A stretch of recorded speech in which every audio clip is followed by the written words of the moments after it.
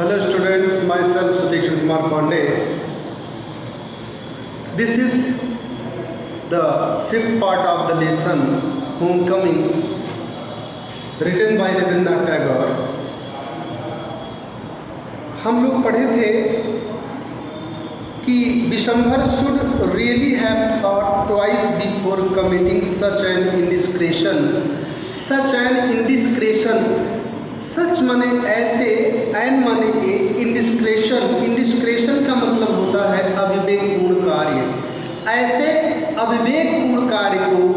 Committing माने करने से बिफोर माने पहले, विशंभर को शुड हैव थॉट सोचना चाहिए था, रियली माने वास्तव में, ट्वाइस माने दो बार। यानी विशंभर को, उसकी पत्नी कहती है कि विशंभर को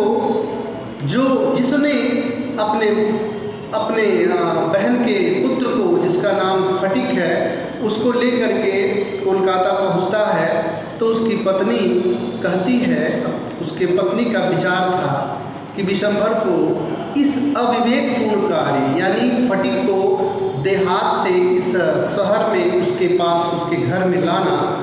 ये एक अविवेकपूर्ण कार्य करना था। ये एक अविवेकपूर्ण अभिवृत्ति थी जिसको करने से पहले विशंभर को कम से कम 2 बार अवश्य सोचना चाहिए था। यहाँ तक हमने आपको पढ़ाया था। अब आगे हम देखते हैं। अब चूँकि जो भाव उसके मन में था, अर्थात विशंभर की पत्नी के मन में जो भी भाव उस समय आ रहा था, उस भाव को प्रकट करने के लिए कि 14 साल का बच्चा वो किस प्रकार के स्थिति में होता है, एक नौजवान होता हुआ, एक जवान होता हुआ बच्चा, नौजवान बच्चा, वो उसके साथ रहने में, उसके साथ सेटल डाउन करने में, उसके साथ तादाद में रेपुटेशन स्थापित करने में क्या क्या समस्याएं होती हैं, यहाँ पर फिलॉसफिकल एटीट्यूड को वर्णन किया गया है, फिलॉसफी को बताया गया है। 14 साल के बच्चे के अंदर क्या क्या चीज़ें होती हैं, उसकी फिलॉसफी को, उसके दर्शन को बताने का प्रयास किया है। जो कह दीजिए कि विशंभर की पत्नी के मन में जो भी विचार आ रहे थे, एक 14 साल के बच्चे को संभालने के लिए और उसमें क्या क्या कठिनाइयाँ होती हैं, उसके संदर्भ में उसका वर्णन रविन्द्रनाथ टैगोर ने बहुत ही अच्छे ढंग से किया है। तो रविन्द्रनाथ टैगोर का यह जो वर्णन है आपको बहुत ही अच्छे से देखना है। In this world of human affairs, मानव संबंधों के, मानव संबंधों के इस संसार में, there is no worse nuisance, there is no worse nuisance. Worse क्या है? बैड का सेकंड फॉर्म है, सॉरी, बैड का कंपैरेटिव डिग्री है, बैड, वर्स और वर्स्ट, तो ये यूज हुआ है कंपैरेटिव डिग्री। क्या है? In this world of human affairs, मानव संबंधों के इस संसार में, देयर इज नो वर्स न्यूजेंस, न्यूजेंस माने होता है आफत या कंटक, से अधिक खराब आफत कोई और नहीं हो सकती है। दैन माने अपेक्षा, बॉय माने एक बच्चा, एट द एज ऑफ 14, 14 साल के बच्चे से, यानी इस मानव संबंधों के संसार में, इस मानव संबंधों के जाल में, संसार में 14 साल के बच्चे से अधिक खराब आफत कोई और नहीं हो सकती है। 14 साल के बच्चे से अधिक खराब कंटक, आफत कोई और बात नहीं हो सकती। और 14 साल का बच्चा जिसे इन्होंने अपने घर में लेकर के आए हैं। ही इज नाइदर ऑर्नामेंटल, ही माने वह, नाइदर माने ना तो, इज माने होता है ऑर्नामेंटल, ऑर्नामेंटल का मतलब होता है अलंकृत। ऑर्नामेंट माने आप जानते हो ज्वेलरी को कहते हैं, अलंकार को कहते हैं, आभूषण को कहते हैं, शोभा को कहते हैं। तो क्या है? ही इज नाइदर ऑर्नामेंटल, ना तो वह ऑर्नामेंटल होता है, अर्थात ना तो यह 14 साल का व्यक्ति, बच्चा अलंकृत होता है, सुशोभित होता है, देखने में अच्छा ही लगता है, ना यूजफुल, और ना तो उपयोगी ही होता है। ठीक है। फिर आगे उन्होंने कहा, रविन्द्रनाथ टैगोर ने जो भाव उसके मामी के मन में आ रहे थे उसी का वर्णन करते हुए कहा है, it is impossible to shower affection on him as on a little boy, as on a little boy, एक छोटे बच्चे की तरह, एक छोटे बच्चे पर जिस तरह से सोवर अफेक्शन की बौछार करना यानी स्नेह की वर्षा करना क्या होता है, इम्पॉसिबल माने कठिन, इज माने होता है, यानी ऑन हिम माने उस पर, यानी 14 साल के बच्चे पर, 14 साल के बच्चे पर सोवर अफेक्शन, ठीक है, 14 साल के बच्चे पर स्नेह की वर्षा करना असंभव होता है as on a little boy, एक छोटे बच्चे पर जिस प्रकार से करते हैं उसकी अपेक्षा। फिर क्या, and he is always getting in the way, and माने और ही माने वह, ऑलवेज माने हमेशा, इज गेटिंग माने आ रहा होता है, प्राप्त कर रहा होता है, इन वे माने रास्ते में, और वह हमेशा रास्ते में आता रहता है, अर्थात वह हमेशा ही रास्ते में अवरोध का काम करता है, अर्थात वह हमेशा आपके रास्ते में आता रहता है, अर्थात बाधा का काम करता है। फिर क्या, if he talks with the child's lips, if माने यदि, ही माने वह, अर्थात वह 14 साल का बच्चा, टॉक्स माने बातचीत करता है, with the child's lip, child's माने बच्चों की तरह, लिस्प माने तोतला, यदि वह एक छोटे बच्चे की तरह तोतली बात करता है, यानी तुतला करके बातचीत करता है, तो he is called a baby, तो वह एक बच्चा कहलाता है। तो कहते अभी तुम बच्चे ही रह गए हो, यानी तो वह एक बच्चा कहलाता है। एंड इफ, और यदि ही एंसवर्स, और यदि वह उत्तर देता है, प्रतिक्रिया देता है, क्या, इन अ ग्रोन अप वे, बड़े लोगों की तरह, वे माने तरह या तरीके से, और यदि वह बड़े लोगों के तरीके से, बड़े लोगों के ढंग से उत्तर देता है, प्रतिक्रिया देता है, तो ही इज कॉल्ड इम्पर्टिनेंस, तो वह धृष्ट कहलाता है, उद्दंड कहलाता है। इम्पर्टिनेंस माने धृष्ट या उद्दंड, तो वह उद्दंड कहलाता है। इस प्रकार से दोनों ही प्रकार से वह मारा ही जाता है बेचारा। यदि वह छोटे बच्चों की तरह तुतला करके बातचीत करता है तो उसे कहता है कि तुम बच्चे हो, और यदि वह बड़े लोगों की तरह, बड़े लोगों के ढंग से क्या करता है, प्रतिक्रिया देता है, उत्तर देता है, तो वह उद्दंड कहलाता है, बहुत उद्दंड हो गए हो, ऐसा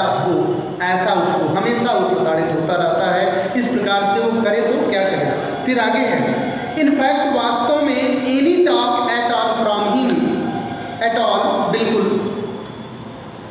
इफ नहीं, in fact any talk at all from him, उसके तरफ से किसी भी प्रकार की कोई बातचीत, इज रिजेक्टेड, यानी ये वास्तव में उसकी ओर से किसी भी प्रकार की बातचीत को, इज रिजेक्टेड माने अस्वीकृत कर दिया जाता है, रिजेक्ट कर दिया जाता है। फिर क्या, यानी क्रोध को उत्पन्न करता है। और फिर then he is at the unattractive growing age, और फिर वह ग्रोइंग एज, बढ़ते हुई उम्र वाला, अनअट्रैक्टिव होता है, अर्थात कह दीजिए अनाकर्षक होता है। क्या, देन फिर ही माने वह, इज माने होता है, एट द अनअट्रैक्टिव, एक अनाकर्षक बढ़ते हुए उम्र में, और फिर वह एक अनाकर्षक बढ़ते हुए उम्र में होता है। फिर क्या, ना तो वह बढ़ ही गया होता है, ना तो वह छोटा ही होता है, वो बढ़ते हुए उम्र में होता है, इसलिए अनाकर्षक का शक्ल का हो जाता है, शक्ल की तरह दिखाई देता है। He grows out of his clothes with indecent haste, indecent माने अनावश्यक कह दीजिए, इनडिसेंट, वैसे डिसेंट माने होता है विनम्र, इनडिसेंट माने अविनम्र यानी भयानक कह दीजिए, भयानक तेजी के साथ, यानी बहुत घोर तेजी के साथ, इनडिसेंट एज, भयानक तेजी के साथ, हेस्ट माने तेजी करना, वह भयानक तेजी के साथ, ऑफ हिज क्लास, अपने कपड़ों से भी अधिक तेजी से ग्रोथ माने बढ़ता है, यानी वह इनडिसेंट, अविनम्र, यानी कह दीजिए घोर, वह घोर तेजी के साथ अपने कपड़ों की अपेक्षा अधिक तेजी से बढ़ता है, यानी वह इतना तेजी से बढ़ता है कि उसकी कपड़े धीरे छोटी हो जाती है, बहुत जल्दी छोटी होती है। फिर क्या, हिज वॉइस ग्रोज हार्श, उसकी आवाज़ हार्श माने कड़क, क्रूज माने हो जाती है, उसकी आवाज़ हार्श यानी कर्कश हो जाती है, उसकी आवाज़ तीखी हो जाती है, कर्कश हो जाती है। एंड ब्रेक्स रुक रुक, उसके आवाज़ में रुकावट आ जाती है। एंड क्विवर्स और कंपकपी आ जाती है, अर्थात उसकी जो आवाज़ होती है वो क्या होती है, उसमें कंपन आ जाता है, अर्थात हकलाने की तरह कुछ बातचीत करता है। फिर his face grows suddenly angular, his face माने उसका चेहरा, सडनली माने अचानक, हिज माने हो जाता है, एंगुलर माने कड़क, उसका चेहरा अचानक कड़क होने लगता है, अचानक कड़क हो जाता है। जो बहुत मासूम हुआ करता है 14 साल के पहले, बाल्यावस्था में या किशोरावस्था से पहले, वही जब 14 साल की उम्र में पहुंचता है तो उसका चेहरा अचानक कड़क हो जाता है, मासूमियत गायब हो जाती है। एंड अनसाइटली, और अनसाइटली माने भद्दे, और भी भद्दे तरीके से, और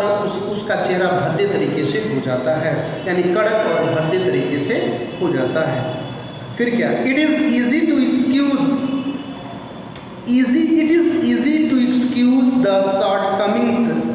shortcomings of early childhood। Early childhood माने प्रारंभिक बचपन के, शॉर्टकमिंग्स माने गलतियों को क्या करना, एक्सक्यूज़ माने क्षमा कर देना, ठीक है क्या, टू एक्सक्यूज़ माने क्षमा कर देना, इजी माने आसान, इज माने होता है। और प्रारंभिक यानी कह दीजिए प्रारंभ के बाल्यावस्था की जो शॉर्टकमिंग्स होती हैं यानी गलतियां होती हैं, उसको एक्सक्यूज़ करना, उसको क्षमा करना क्या होता है, आसान होता है, इजी होता है।